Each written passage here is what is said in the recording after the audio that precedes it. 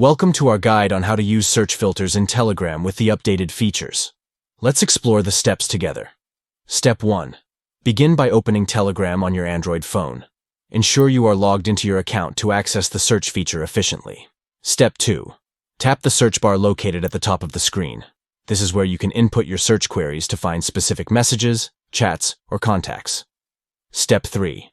Just below the search bar, you will notice a panel displaying various filter options.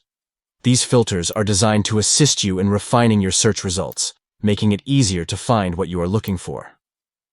Step 4. Select the filter that best suits your search criteria.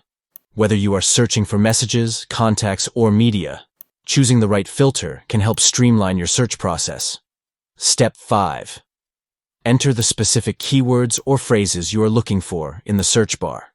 Then initiate your search. Telegram will display results based on your search query and selected filter, making it convenient to locate the desired information quickly. By utilizing the search filters in Telegram, you can efficiently navigate through your messages and chats, ensuring a seamless search experience.